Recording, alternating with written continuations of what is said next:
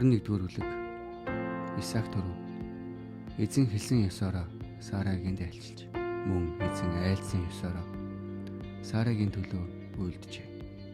Сара жирэмсэлж, Бурханаас түнд хэлж тогтоосон цагт нь нас үтэлсэн Авраамд хүү төрүүлж өг.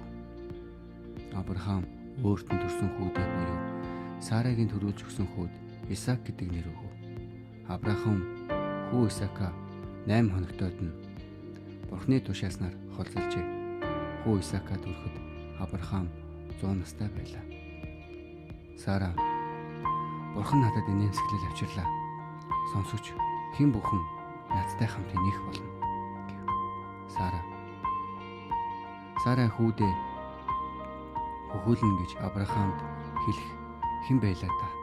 Гэлээч би Авраамыг нас үтэлсэн үед нь хүү төрүүллээ гэв. Хагар Ишмаэл 2 хөвгдөв. Хөвгөн өсөж хөхнөөс гарчээ. Исаакийг хөхнөөс гарсан өдөр Авраам том найр хийжээ.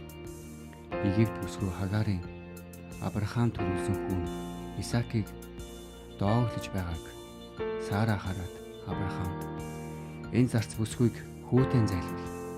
Зарц бүсгүй хүү миний хүү Исаактай хамт өв заламжлахгүй гэжээ. Хүүгийнх нь энэ талаарх энэ зүйл Авраамыг ихэд зовоов. Бурхан Авраамд чи тэр хүү зарц бүсгүй хоёроос болж сэтгэл гүйцэв. Сарагийн чамд хэлсэн бүгдийг сонс. Учир нь Исаакаас гарсан энэ л чиний өр удам гэж нэрлэгдэх болно. Харин зарц бүсгүй хүүж чиний өр удам учир би түүнээс нэгэн үндэстэн бий болгоно гэв. Авраам өглөө эртлэн босч талах болон толомтой ус авч Хагарын мөрөнд өрүүлээ. Өвгөнтэй нь хамт явуулжээ. Хагар тэндээс гарч Беэршебагийн зэлүүд талаар тэмүүлжлэн явв.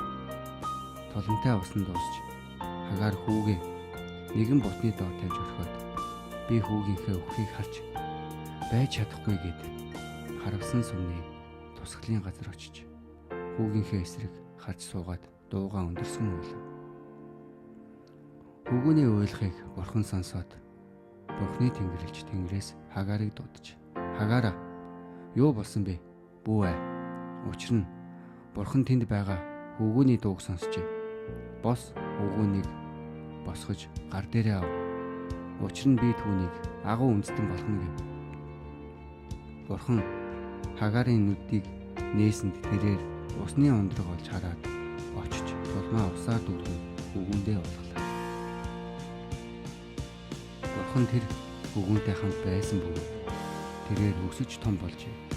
Тэр зэлүүд тал амьдран сууж харваач болов. Тэрээр Параны цөлд амьдран сууж ээж нь түүнд Египт нутгаас эхнэр авч өгчээ. Авраам Абимелех нарын гэрээ. Тэр үед Абимелех болон түүний цэргийн жанчин Пикол нар Авраамд чамайг юу ч хийсэн?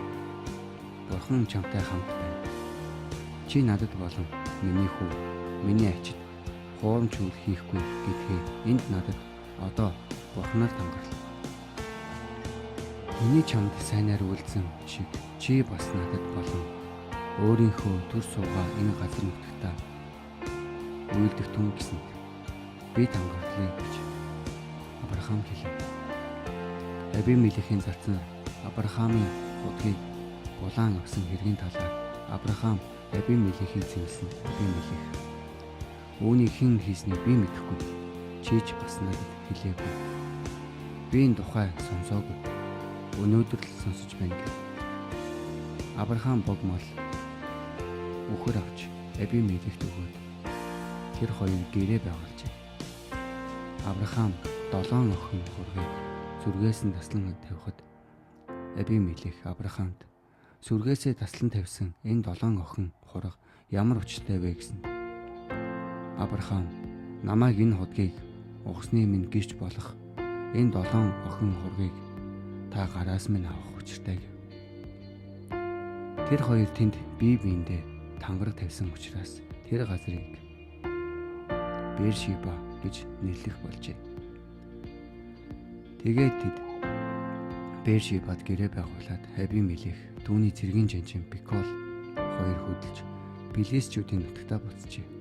Авраам Бершибад сухай мод тарьж мөнхөд оршигч Бурхан эзний нэрийг тэнд дуудав. Тэгээд Авраам Филистчүүдийн нутагт олон хоног нутаглан суужээ.